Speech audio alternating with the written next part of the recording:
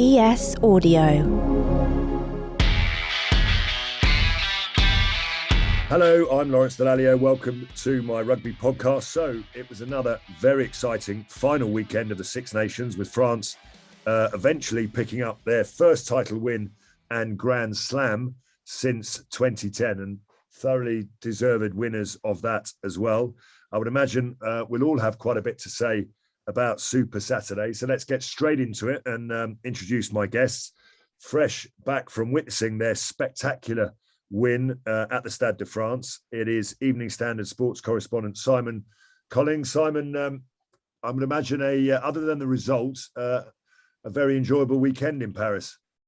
Yeah, I mean, I think the England fans certainly made the most of it. The Eurostar that I got into Paris was absolutely packed. A beautiful day in France on the Saturday, wasn't it? All the bars, cafes full of fans, and we've had a few major disruptions with COVID in the Six Nations, and apart from the performance, I think it did underline how great the tournament is for those away days for fans, and when you can go and pack out places like Paris and Rome, you can see why the fans love it. Isn't it amazing that when you're traveling from London to Paris, you seem to be able to, it's a fairly seamless journey. But when you've lost and you've got a hangover and you're coming back from Paris, it seems to take you about 4 hours, almost as long as England take to get the ball away from the breakdown. It takes a long time to get through customs and everything. But listen, we'll speak more about your weekend in Paris very shortly. But bringing a truly international vibe to the podcast, which we don't often get to do, all the way from, I think, Tokyo in Japan. It's the man who earned more caps as Scotland's captain than any other player, Greg Laidlaw. Greg, thanks for coming on. Am I right? Is it just outside Tokyo? Yeah, you're absolutely right, Lawrence. I'm just outside Tokyo. I'm in Tokyo Bay, so a little bit later on in the day for me here, but pleasure to be joining you tonight. Well, listen, we're terribly jealous. I'm always told spring in Japan with the cherry blossom and the sunshine is absolutely amazing. So we will get out there again. Just switching to rugby and also to France, if I may, Greg. You spent a couple of seasons with Clermont, one of the real big superpowers in French club rugby, and obviously, with Bernard Laporte taking over with a new setup within the French coaching team, there's been a bit of a shift away from club rugby to the national team. They obviously recognised with the World Cup that they had to get their act together, and Bernard Laporte's made some pretty big decisions around club rugby to try and get all of the club sides on board. Having played alongside so many great French players, have you noticed a real shift in mentality? Because they were never the fittest guys to play international rugby, but somehow which is probably why they produce moments of brilliance, but they can never be consistent enough. You're probably still in touch with guys out there. Have you noticed a shift when you were playing there in the mentality of the players and maybe how they're starting to approach the game now? Yeah, definitely the guys that you can see are coming and challenging to be in that French squad. I think they now realise from that sort of current group of players that if you're not going to be that type of athlete now, you're not going to get anywhere near that team. And I think that's probably the level of professionalism and always probably almost the change, or the biggest change, I guess, that French setup's made, probably under Bernard Laporte, under Fabien Galtier, and probably somebody like Shaun Edwards as well, I guess. But so that's one area of the game that they've really made massive strides. And I think, touching on Shaun Edwards, that defensive part of the game, sometimes that maybe go missing in France. Certainly when I was there as well, they always had that attacking side of their game, which was awesome to watch. But I think they're sort of really marrying up the two sides of their game now at the moment, and they're realising, how to go and win games of rugby. Yeah, no, I can't disagree with that. I mean, particularly away from home, where they seem to have found a way of taking a bit more concentration away from home.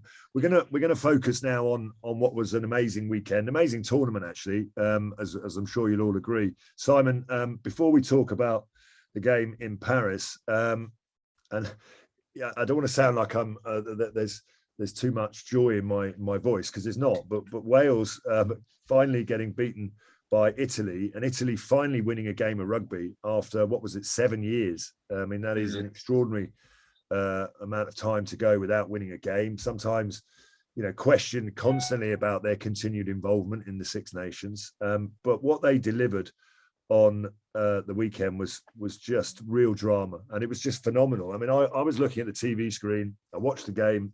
I saw Wales go ahead. I saw them then score what I thought was a perfectly decent try, which was disallowed by the referee because of the on-field decision was no try, and I hadn't really registered that they were only 6 points ahead.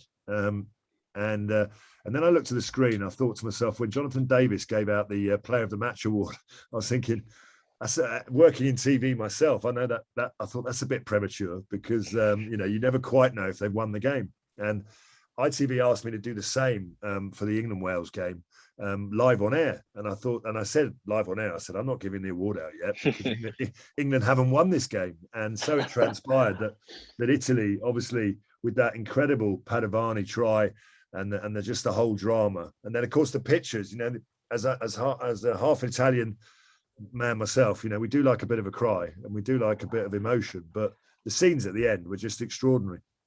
Brilliant. And I think it was a result that Italy obviously massively needed, but even more so because we've had the past few months of this looming figure of South Africa and the Springboks and relegation and changing the format bubbling away. And if ever Italy needed a result to remind them of their contributions to the Six Nations, of the progress they're making, this was exactly it. And yeah, as a start for Super Saturday, it was amazing. And then I was on the train and I was sort of watching it with Wi-Fi, so I was on a slightly delayed feed, and suddenly my phone was going crazy with these people who are a minute or so ahead, absolutely rejoicing in it. And yeah, what Italy are trying to do and how they're trying to change the game is going to take time. It's not something that they can transform overnight. And they've said a lot of words about things that are implementing, things that are changing, but to back it up with actions like this, I think was huge and a real reminder of why they were added to the Six Nations and what they can bring to the tournament. Oh, the drama. I mean, Greg, I don't know if you were able to catch the game or you saw it, but, the Padovani try at the end. I mean, there was Josh Adams, obviously, what a thing to do as well, by the way. I mean, we've all lost and won games of rugby. You can sometimes get caught up in the emotions of winning and be a bit overexcited. You can get so distraught when you lose that you forget to do things that you should do. But I thought that the touch from him to take his Player of the Match award, which would have probably gone straight into the skip, I'd imagine, and give it to was it to Capuzzo, the fullback who made that incredible break. Yeah. It looks like, I think he signed for. I mean, that's the beauty, isn't it, of a player who is fairly small, fairly light, and has still got a place in the game. Greg, were you able to catch any of it, or have you managed to catch up with it subsequently? Yeah, I caught the game the day after. Obviously, I saw the result before I watched it, which is sometimes good, sometimes bad, depending on who you're supporting. But obviously, I was a neutral in this case. But how good was it for the championship? The Six Nations, as Simon mentioned there. Italy have been under pressure and what have you. But you can see that they're starting to just get almost the flickers of a bit of light in and amongst their squad. Got a young captain in Lamaro there. Kieran Crowley's came in. He's a tough head coach, I would imagine, and they needed change. But I just thought they really played well. I think Capozzo, the young 15, that time they run it out behind their own try line, give it to Ioane, and he runs away. And I think in the past you'd never see Italy do that. They just always went for the safe option, and you can really see them trying to change their game a little bit. And obviously all the Welsh fans will be disappointed, but I think for the championship and Italy deserve to win as well. Fair play to them. Yeah, I mean, I've going into the championship. Obviously, I had some real reservations. I mean, I don't think that I was ever in the camp that said that Italy need to drop out of it. I just think they need a lot more investment in their rugby over there. You're in a country, Japan, which has had significant investment both corporately and with the governing body, and you can see the rewards that they got, in the national team at the World Cup. And I think, I've travelled around Italy a lot, and it's just not played enough in schools. You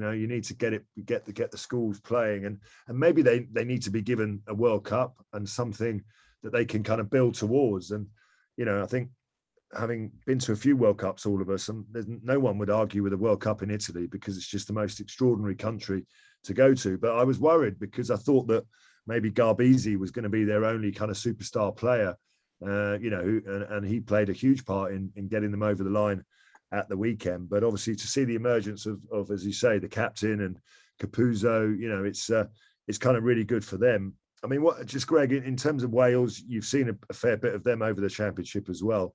Are they kind of stuck a little bit in that transition? They've had loads of injuries, I know that, and they've had to cope with those. I think Dan Biggar's really stood up, but they've obviously got the likes of Alan Wynne. You know, are they just maybe stuck a little bit in transition at the minute?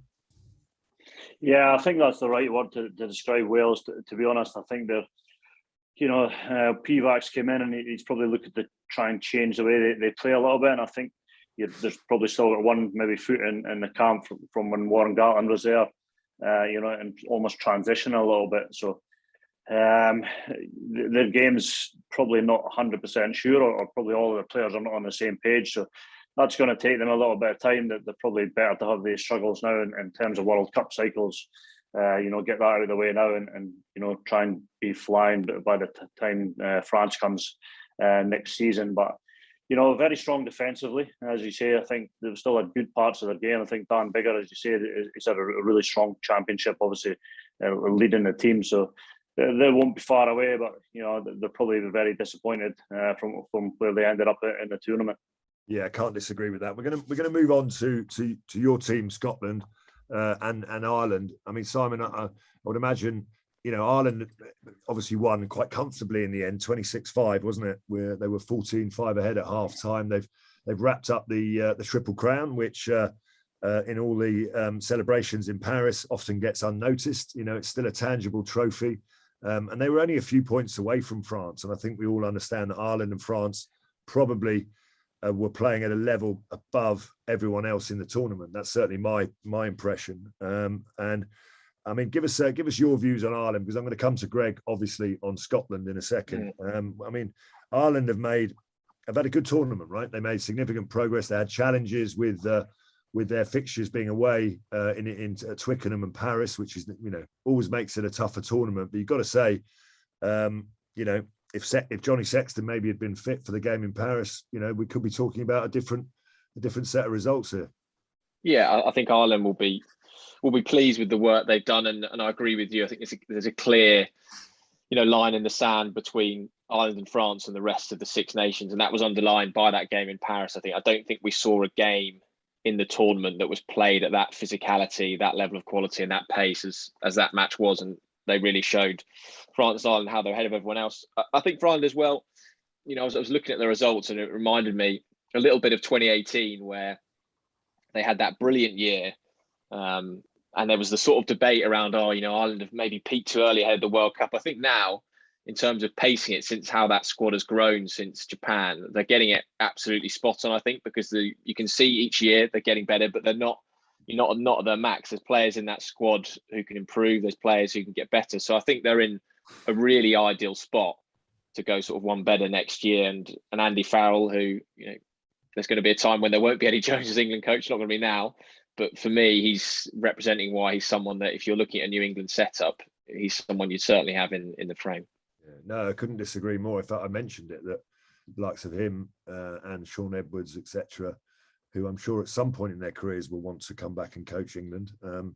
But as you say, you know, you've got to move quickly, because the lifestyle in Dublin and in Ireland is pretty good. I would imagine that the IRU will be moving now to secure the services of Farrell long beyond this World Cup, and the lifestyle in France is pretty good as well. So if you want to lure these guys back, you've got to act quickly. Greg, I'm going to go to Scotland.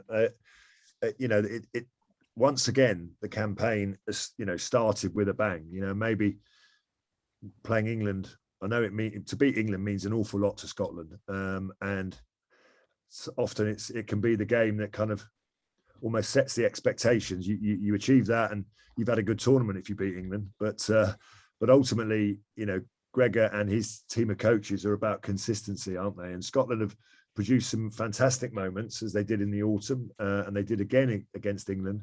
But I guess after that win, there was a lot of ambition. I was up at Murrayfield, and there was a lot of expectation, I guess. And ultimately, the tournament sort of fizzled out with a sort of unfulfilled expectation for Scotland. They haven't quite got that consistency, and I'm slightly baffled yesterday by I mean, Finn Russell started on the bench, obviously. That relationship is a good one with him and his coach, but he's had sort of up and down moments in this tournament as well. But it just seemed to not quite end the way that Scotland wanted it to, really. Yeah, I was, sitting down before I came on, and really tried to, think about each game Scotland went through, Lawrence. And I think, in many sort of ways, probably could have lost that first game against England. Yeah, and done really well. They didn't actually have to play that well to beat England in that game. I mean, they had a couple of moments of brilliance from Finn, which kind of turned the game for them and won the game. But I think maybe they got a bit carried away with the fact that they were probably better than they thought they were, and they're not as bad as people think they are sometimes. You know what I mean? Yeah, I know what you mean. I know in the group and stuff, I would like to think like that wasn't the case in terms of not getting too far ahead of themselves. And for me, it's the Welsh game really that sort of sticks in my mind. We've talked about Ireland, France probably being the two teams that are out in front at the moment, which is probably true. We've been well beaten by France, but after having a good start against England, going down to Wales, and we just never really got going at all. And for me, I think Scotland have been the most penalised team in the tournament, and that game sort of summed it up. We're right in the game. It was a tight test match. And that sort of period, 40 minutes to 60 minutes, we just started giving crazy penalties away and really allowing Wales into the game. And in these test matches, even against Ireland there at the weekend, they're won on small margins of the change on small margins. Scotland had a couple of opportunities to score. They lost a line out in Ireland's 22. And if you take the opportunities, the games can be so different. Yeah, they really would. I was just thinking about that line out, actually, where it just went over the top of Gray, and they could have easily gone in at half-time, maybe a 2-point gap, as opposed to, and we'll get on to France, England. I mean, France, every time they got into England's 22, they seemed to come away with something. England, conversely, completely the opposite. But if there are positives, and there's always positives to take out of Scotland's kind of overall campaign, what were the players that you thought stood out? I thought Price sort of showed again at scrum half what he can do and the pace that he can play with. I really like the look of this guy, Darge, in the back row. Is it Rory? Yeah. Rory Darge, yeah. In the back row. I think he has obviously had to move to get some rugby because Hamish Watson's been going real well, but he looks like he could. I mean, yes, he's going to make mistakes as we all do when you're young, but he looks like a really good quality player. Yeah, he is. He's real tough sort of boy. He's a young kid, but he's real brave already in his career, and I think him moving to Glasgow and getting a lot of game time is really going to help him. And I think when we pick up injuries as well, Lawrence, that's where we tend to trip up. We lost Jamie Ritchie early in the tournament. Hamish couldn't play in one game because he got COVID, and we lost Matt Fagerson. So the more strength and depth we can create going into next year's Six Nations Championship, going into the World Cup, is only a good thing. So he certainly stood out. Rory Darge, he was excellent. Ali had a couple of strong games in there as well, and he was a little bit more depth in that 9 position now as well for backup. Ben White done well on a few occasions, and Ben Velikov got capped as well. So Gregor's obviously looking at the bigger picture, to try and get some boys playing. Yeah, what do you think's the key for Gregor? I mean, you've been in and around that Scotland scene for such a long period of time.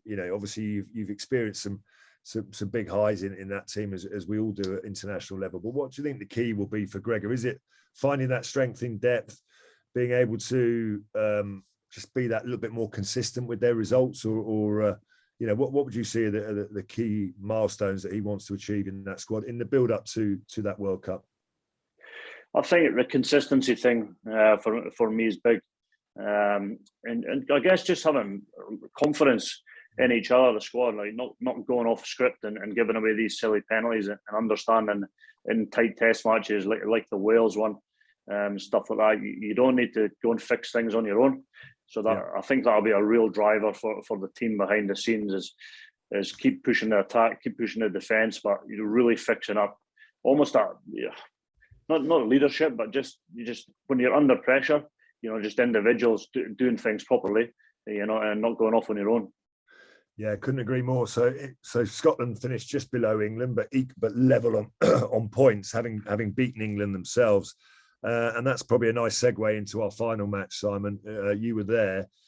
I mean, France have a bit like England. England before they won the World Cup years ago were a bit of a sleeping giant, really. They, you know, everyone always knows that they've got huge resources, a lot of players, a lot of money, and if we ever got our act together, that we could actually potentially challenge the best teams in the world. And I think for a while we certainly did get our act together. And France have always sort of been in that camp as well. We've seen how brilliant they can be, but they never seemed to be that aligned between what they were trying to achieve in club rugby and the national level. Bernard Laporte's changed that. He's put a pretty strong coaching team in there, and having, you know, missed out on the last couple of championships, you know, they finally got over the line, albeit they'd started really nervously actually in the game itself, and they made some funny substitutions at key times in the game. But you know, credit where credit's due. I never particularly liked that stadium, not because I won there, I lost there, but it always felt a bit soulless, really, actually, compared to going to play club rugby at, say, Clermont or Toulouse or whatever. But actually, I've never experienced anything like it in my life on Saturday night. The French anthem sung the loudest I've ever heard it, and the kind of rock and roll atmosphere that they brought to their rugby and to their thing, and the connection between the players and the actual fans now, particularly in Paris, was just extraordinary. What are your reflections from a French point of view, Simon, on what you saw on Saturday night?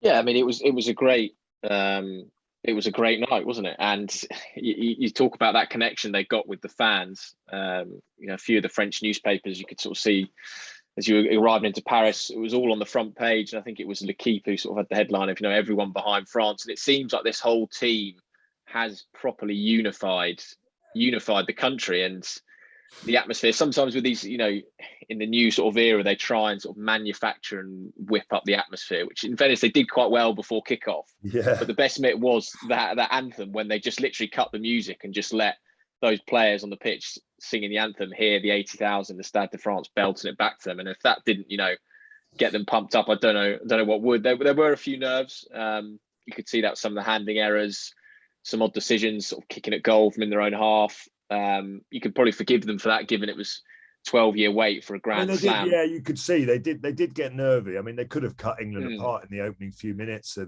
and you know, FQ, and there was a lot of handling errors. But as you say, then I suppose as Greg will testify, as I will, when the game you know, starts to move to the second half, they suddenly shut up shop and were box kicking the ball everywhere, and as you say, they went for a penalty, long range penalty, which was, even Johnny looked at him and thought, that's a strange decision, and then they went for a drop goal at one point. So, but you can see that nerves do affect, you know, even the very best of teams. But I suppose, and they looked like they were tiring a bit fitness wise, and I still think that they've got a long way to go in their fitness, particularly in the forwards, if they want to challenge, you know, the likes of New Zealand, South Africa, Ireland, you know, and some of the big boys who just have that strength in depth. But I mean, I guess cometh the hour, cometh the man. In Dupont, you know, the best players in the world find a way of affecting a game and influencing a game when their side needs them most. And England got within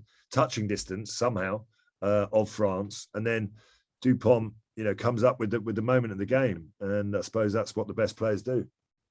Yeah, it was incredible, and it was England had that sort of 20-minute period after half time where they needed to, if they were going to get back into this match, strike. You know, Freddie Stewart did brilliantly, Dombrandt held up, and then the first time sort of France get into that 22, Dupont, you know, breaking, goes past Ben Youngs, Jamie George, and just turns the game like that. And Eddie Jones was making the point in his Six Nations debrief on Sunday with the media that, you know, England actually spent more sort of time in France's 22, but the difference was just how clinical France were when they were in England's, and Dupont summed that up perfectly. And I mean, what a player they've got there. I think it was Matt Dawson who was comparing him to Zidane on the radio. But he's got that sort of figure, and there's just an aura about him. And at 25 years of age, it's quite scary to think how good he can be. Yeah, Greg, final bit on France. I mean, congratulations. They thoroughly deserved it. But as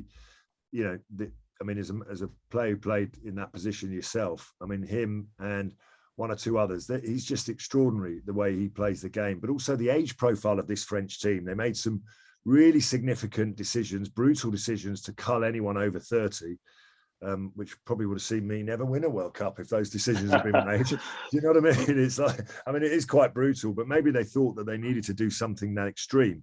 Now, this is a team that if they finally won something tangible for all their efforts, you know, they probably should have won last year.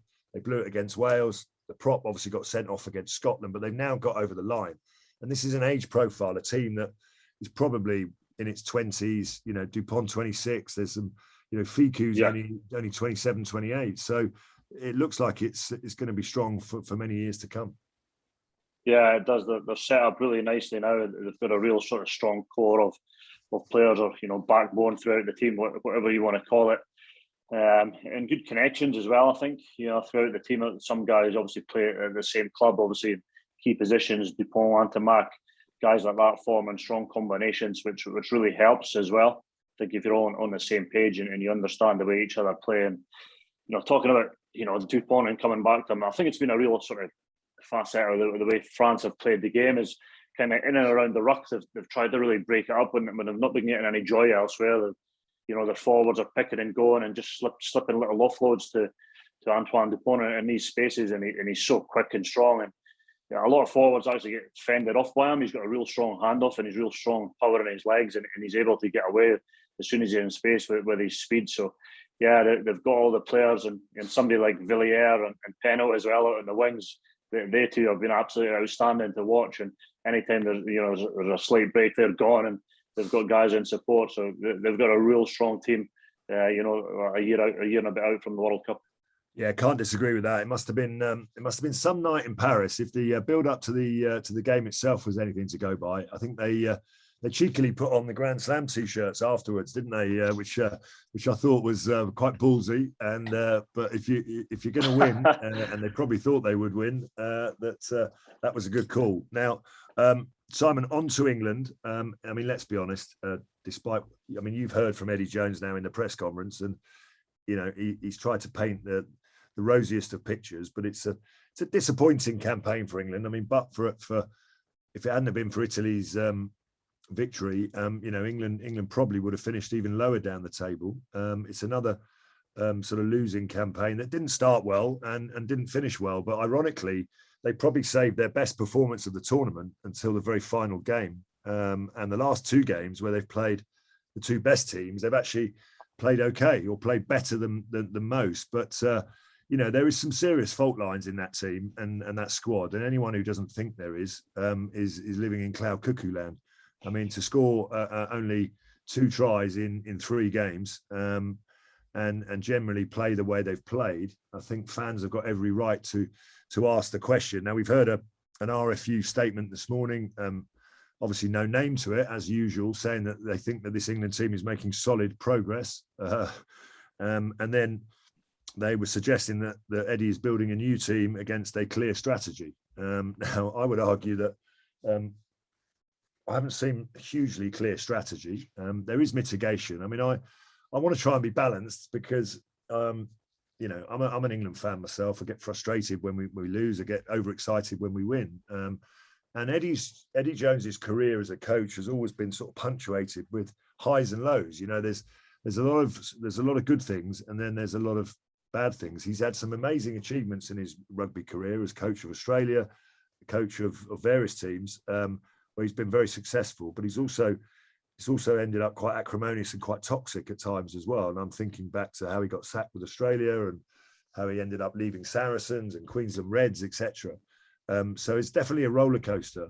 And this England team under him have won the Grand Slam. They've won two other titles. They've been runners up. They've got to a World Cup final. Never fired a shot, but they got to a World Cup final. And then obviously in the last couple of years, things have got progressively worse. I mean, where are you as a sort of impartial, member of Her Majesty's press?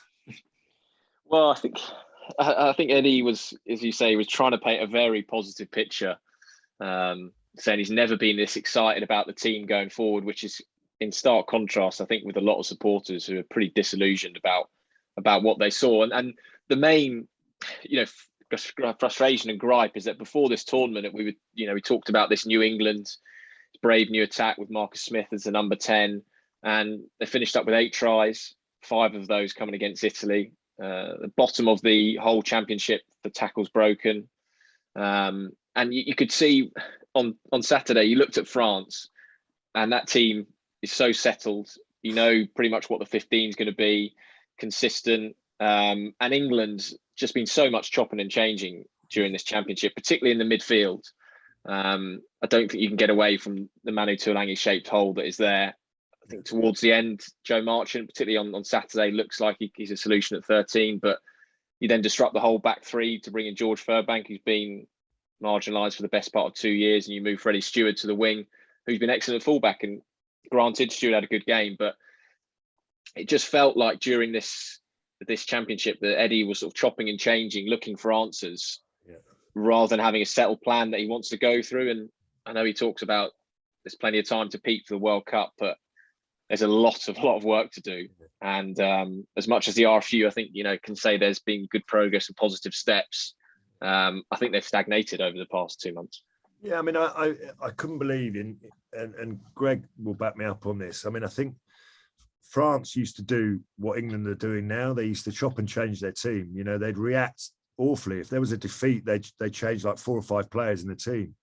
And then you sort of think to yourself that, well, that's not going to solve any problems, because you need to trust a group of players that they're eventually going to come good. I mean, Greg and I both played along lots of Test rugby. We didn't always play that well, but you need the trust that you're going to come good when it matters, and that's what we did. And I just think that, the other thing that France used to do is they used to pick players out of position.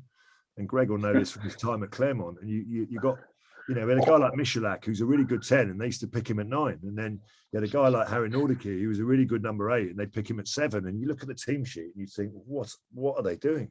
Thank God they've done that. And I just think that France have started to behave like England, used to. They got fitter, they've got their club rugby sorted out, they're picking the right players in the right positions. And England are behaving like France, where they're chopping and changing their team, and they're picking players out of position. I mean, I don't think Max Malins is a wing, so I don't think that was, not at international level. I think he's a fullback. I certainly believe that Tom Curry's not a number 8. I think he's a number 7. There's lots of things, and I think it's hard when you're not playing in a position week in, week out, and your national coach comes up to you and says, "Look, we want to pick you there." You're not going to say, "No, I think that's a terrible idea." You're just going to do what he says. So I do think there's some problems there. And Greg, I'd love to get your, I wouldn't say impartial view, because I'm sure you're not that displeased with the fact that England are struggling, because we've caused you a lot of pain over the years. But what's your take on it from a coaching and a player perspective? Yeah, well, when I look at England, like I almost don't understand why they almost have a mentality to kick first, rather than play what you see. And I think now with the sort of the makeup of the players you've got, Smith, Slade, Harry Randall, and even somebody like Ellis Gench, who was, who's outstanding on the weekend, to be fair to him, in terms of carrying the ball and stuff. There's not too many loose head props that can do that. Or Kyle Sinclair, he's obviously on the tight head as well, but he can carry the ball. And I think even looking back to that Scotland game, England had us on the ropes a couple of times just to run the ball. I think they had numbers up. It's almost like ingrained into them a little bit to kick first. And then that seems to be, and I guess looking from, with I guess my coach's hat on it in many ways, is I just don't get that, and that whole mentality thing around the kicking. Yeah, you have to kick, but why are you kicking? What types of kicks are you using? And that, I guess, is where England need to get to, is that fine balance of when to kick and when to run. Yeah, I couldn't agree more. I'd love to be a fly on the wall, because if you're a senior player in that group, after that Scotland game, you go and speak to the coach and you say, would you like to explain why you took Marcus Smith off after when Scotland was still ahead? I'm sorry, when England were ahead, and he, admittedly he missed a kick to touch. I mean, were you that angry with him that you took him off then? Because ultimately, the fly half that Scotland kept on the field ended up winning them the game. And so I think it's such a pivotal position, as you know, Lawrence, and it's the equivalent of a quarterback, isn't it, in NFL, and when you're on the money, when you're playing well, you just don't want to come off, and it's such a hard job to come on as well for the guy coming off the bench to get up to speed. Yeah, I just want, we both know what it takes to get to the international team. And when you get there, you just want to be able to reach your potential when you play. And I just think that there's a lot more that those players have got to give. I think there's a lot more potential in that England team. And I think the job of Eddie Jones and the RFU is to unlock that. But I suppose if your coaching team keeps changing every couple of years, then there's going to be a bit of an inconsistent message and a bit of confusion amongst the group. As you say, both of you have said, if you keep chopping and changing your selections, there's no stability in the team and no certainty around whether you're going to get picked or not. And you get the results that they've had, which are a bit of a mixed bag. Simon, just reflecting on their campaign, you've heard from Eddie. Do you think that things will change? They've got a pretty difficult schedule coming up. 3 tests in Australia against Dave Rennie's Australia, who look like they're on the way up at the moment. They're getting better and better. And then obviously they've got the All Blacks in the autumn. Eddie's saying he's building a new England and he's only got a certain number of test matches. Can you see an upturn in their results over the next 6 months? I can see them improving, simply because the level at the moment is so low. But the issue for me is I came away on Saturday and thinking this England team can get better and they have to, but are they going to get better than France? And are France just going to stay where they are? Because you looked at the levels those two sides are on.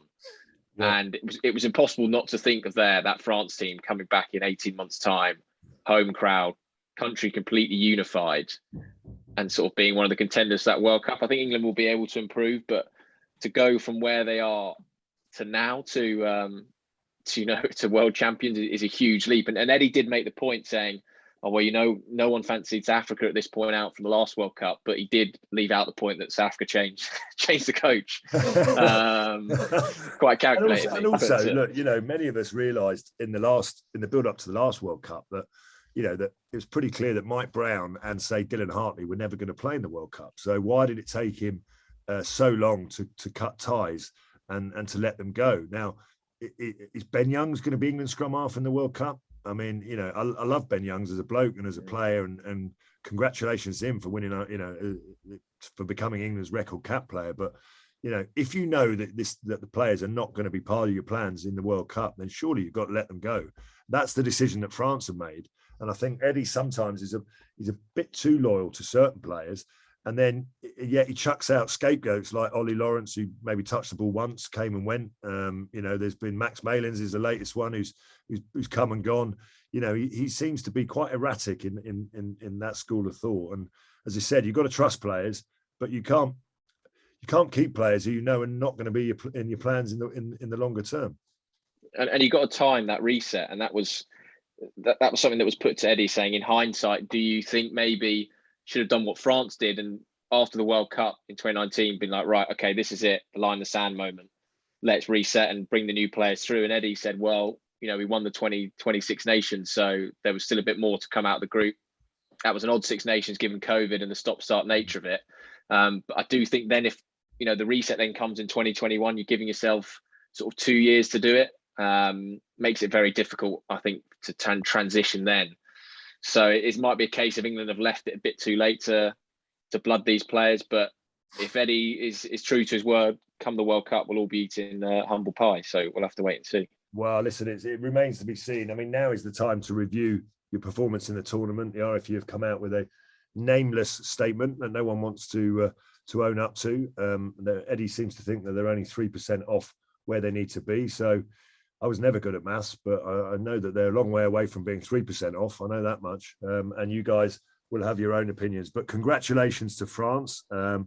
Congratulations, I guess, in a kind of sort of way to Italy for achieving their first win for 7 years. And I guess commiserations to everyone else. Now it's time for us to decide who we think was the outstanding player from the weekend. Given that both of you may not have watched absolutely every game, but I know you're professionals in your own right, so you will have picked out one player. You can be as biased as you want to be. So Greg, if it's a scrum half and he happens to be the World Player of the Year and he happens to have scored the winning try for France, then by all means you can do that. I'm going to take my pick now, because otherwise one of you will take it from me. And I'm going to pick. It's more of a sporting gesture, really, from Josh Adams. I've got far too carried away when we've won games in the past, and I've got far too depressed when we've lost games to even think about doing something as selfless and as sportsmanlike as he did. But I think in the moment to have done that was superb, really, to pass his medal over to Capuzzo. And it just goes to show that even in all the emotion of sport, that there is still gentlemen out there who do the right thing. So Josh Adams will be my outstanding player of the weekend. Greg, on the field, in terms of the play, who really caught your eye? I think Josh Adams had a pretty good game as well, to be fair. I mean, he looked pretty dangerous in open play, besides giving his medal away. The young fullback, Capuzzo, I think I'm pronouncing that roughly right. He was really good as well for a young player. Monte Ioane as well, for Italy. He's looking dangerous, and he gives Italy a bit of cutting edge, out on that sort of left flank. Closer to home, Scotland, Darcy Graham again showed up really well throughout the championship for Scotland in a game, and he had opportunities. He got stuck in at the weekend, but yeah, I think I'm going to have to go for Dupont. As you called it before, Lawrence, he's been that good throughout the championship. Not only in a pivotal position, but leading the team as well, and just for him to score that try at a crucial time at the weekend. And I think you can see how connected he is to France, to the supporters and everything as well. He's just awesome to watch.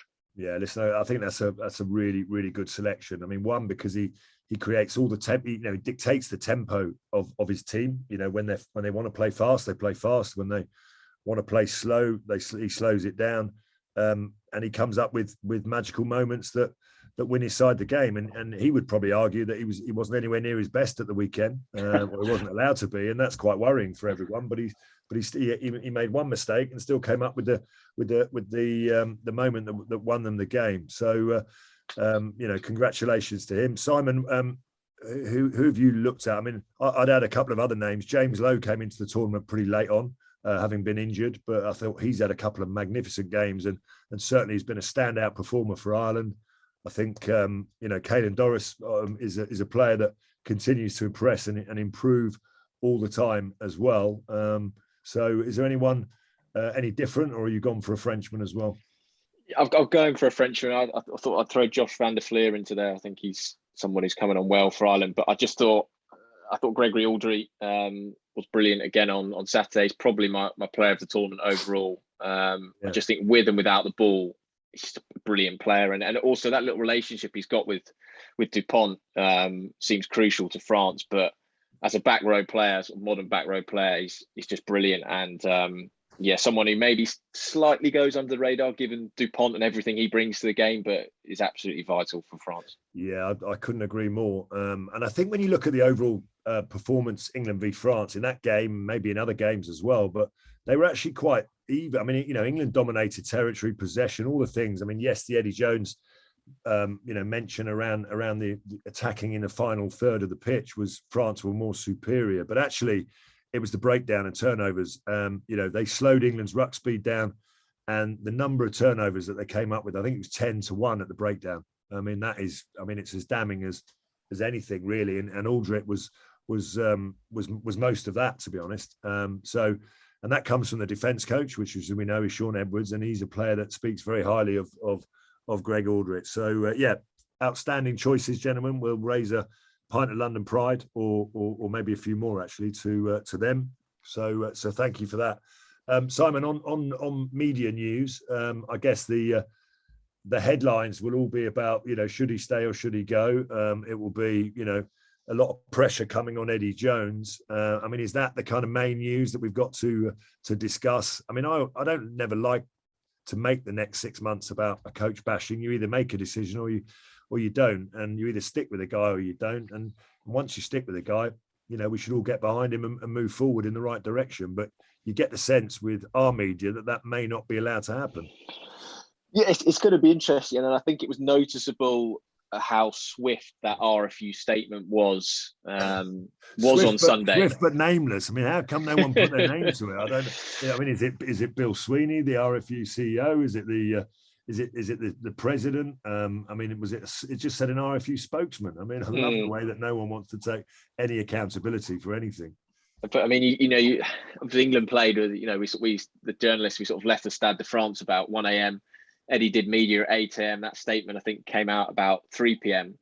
And from a comms perspective and a media perspective, the RFU got themselves on the front foot, and they made sure that the statement was the main thing leading it, not any coaches or people being linked with the job. So I think they've tried to, as quickly as possible, quell any talk of whoever, Gatland, Rassie Erasmus being linked with the job. I think they've tried to stop that. But I do think that is going to be a question that will rumble on, and that tour to Australia will be vital for Eddie. We've talked about this New England a bit and changing the attack. I suppose maybe if you're going somewhere like Australia, that might be the environment where you can be a bit more attacking, but the mood is not what you want it to be at this stage. And I mean, Eddie's always been, I think, quite liked by the media because he comes out with good lines, good quips, but I do fear it could turn and the relationship could sour. It would be my concern. You know what?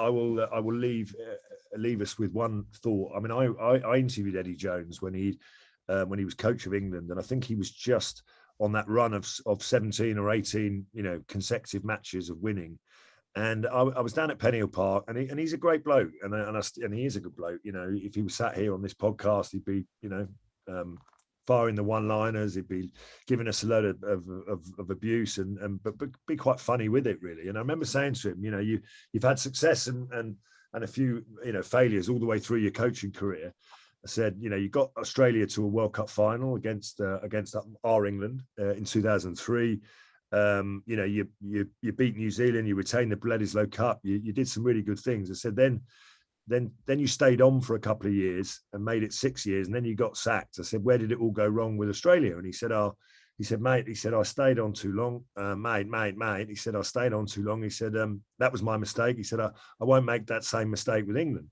So I'm saying, he said, I'm definitely leaving after the World Cup. So now I don't know whether it's his mistake or he's forgotten what he said to me, or whether the RFU just offered him something that was so good that he couldn't turn it down. But you do get the sense that history is repeating itself, because here we are 6 years into his campaign with England. He's halfway through the next term that he said he wouldn't sign. And he's in exactly the same place as he was with Australia. Now, Australia decided to terminate, and England may decide to do the same, or they may not. But it's not like England fans shouldn't have been warned about this in the end. But anyway, listen, we will debate this, and I'm sure England fans and rugby fans generally will debate it. Most non-England fans will say, keep Eddie on for as long as you like. I think it's fantastic that he's coaching England at the moment, and England fans might have a different view. But we do try and introduce something called Rugby Trivia, just to try and educate our listeners on one thing that they didn't know already. And Simon, you're in charge. It's called Over the Line or In the Bin. Greg and I probably won't know the answer, but we'll guess. I've been guessing all the way through this podcast series, and somehow I've managed to get myself into a position where I've guessed a few correctly. But just explain to us what your question is this week. Yeah, so obviously with England v Scotland, with you two guys on the pod, it's a Calcutta theme.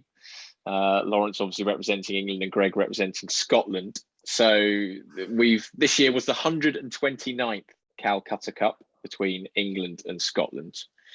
And the question we have this week is a bit different to you, but we want to know how many times has the Calcutta Cup been tied? And the nearest answer will be over the line and will be correct. And the furthest answer will be in the bin. So England v Scotland. Well, listen, as Greg has reversed the charges from Japan, and he's online. I think it's only fair that I let him go first, and he's probably nearing his bedtime now anyway. So I shall let him go first. How many games have been played? Sorry. So we've had 129 Calcutta Cup matches, and how many of those have been draws? Been tied. Oh. 29. I'm going to say 7. What are we going for, Lawrence? Well, Seven might be quite a lot, actually. In letting him go first, and letting him go first, I've given myself an advantage clearly. 'Cause it means I've only really got to go higher or lower to try. I mean, I wouldn't say it's that many, but I think it might be a few more than 7. So I'm going to go over the line. Means more than 7, does it? I don't know, but I'm going to go more than 7 over the line, and let's see where we are with that. Yeah, the correct answer was 16 draws. Wow. 16. That's a lot, isn't it? That's a lot. I mean, is anyone happy with the draw? Can we replay some of them? I mean, I was going to say under 20. I thought it was under 20, but I didn't think it was under 10. So I was going to go somewhere in between there. But anyway, listen. I drew one of them, and what year was that? Yeah, I think a crazy game at Twickenham.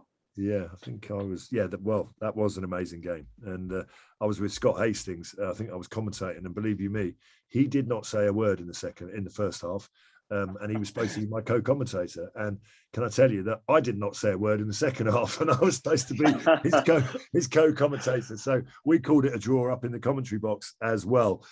Gentlemen, I've kept you on for a very long time. I just want to have a very quick preview of our Gallagher Premiership weekend round of fixtures, because it is getting down to the business end. Gloucester, Worcester, Wasps, Newcastle, Barsale, London Irish, Northampton, Saracens, Bristol, Exeter, Leicester. Obviously, Fuller's London Pride, official beer of the Premiership Rugby now. So we're very excited by that. Someone who has played for Gloucester for a few years, Greg, you had some great times down there. Looks like the good times are starting to return. I saw Alex King, good mate of mine, Dominic Waldock, another good mate, and George Givington, the head guy. And obviously, they were down at Cheltenham races. They send their very best to you. I told them I was speaking to you. They said, I said to them, well, now that you're winning, you can show your faces in Cheltenham now. So I mean, it's great to see your old club doing really well again. Yeah, it's awesome, isn't it? And it's brilliant for me to look back. I think somebody like Alex Brown as well is still involved in the club, and really sort of made my time a lot better down there, and really enjoyed his company. He's a good man, and it's awesome to see Gloucester doing really well. It looks like they're playing with a lot of confidence. That coaching group that you just mentioned, they seem to have a real vision, and that sort of real connection to the players, and the players a real connection to the supporters. So, as you know, Gloucester's a massive rugby town, and once they get that roll on, certainly away teams going to Kingsholm, they really don't like it. And I think the fact that they've got the new pitch as well, and the sort of brand of rugby they're really playing, it's kind of all coming together. So I really wish them well for the rest of the season. And Simon, for you, I mean, without going through every single fixture, I mean, London Irish, obviously another game at home to Northampton. They're just having a fantastic season. The new stadium, load of new players, playing a really exciting brand of rugby. Quins get a rest weekend this weekend, but they've been going well. And obviously we've got the likes of Saracens and Leicester, who still look to me to be the two top teams.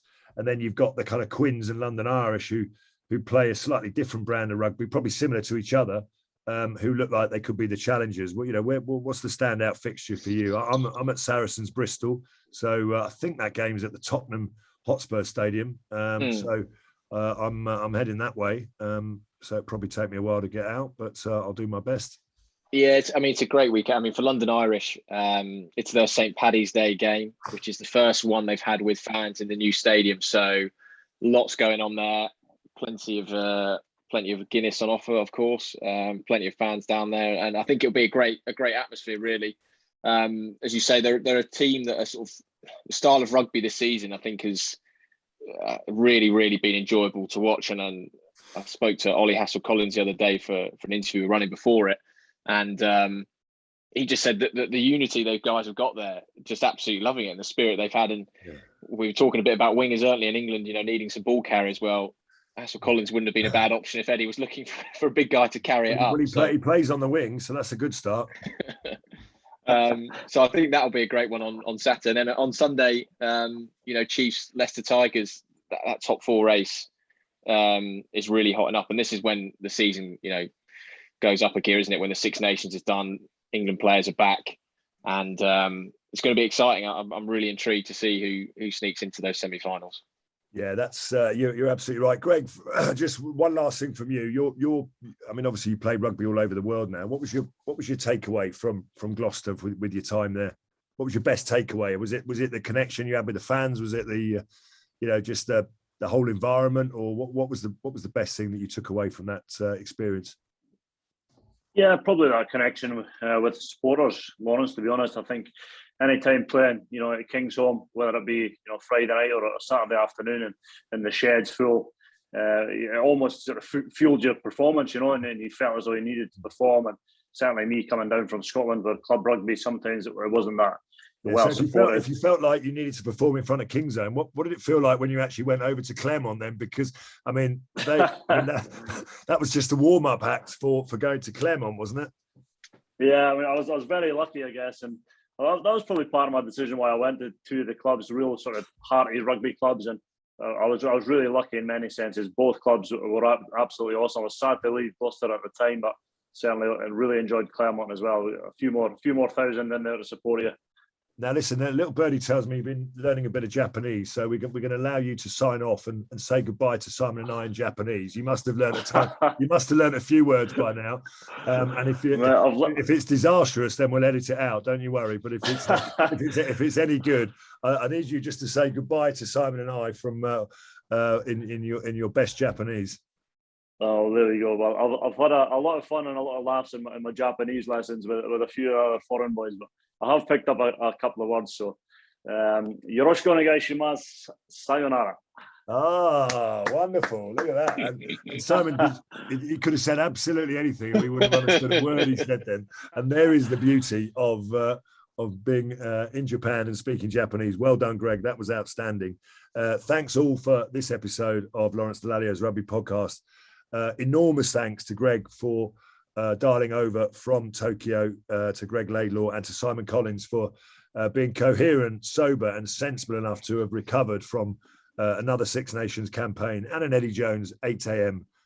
Six Nations debrief. So thanks to Simon, and thank you to you guys for listening. Don't forget to like and subscribe to the podcast, and we'll be back next week with more club rugby action. See you then.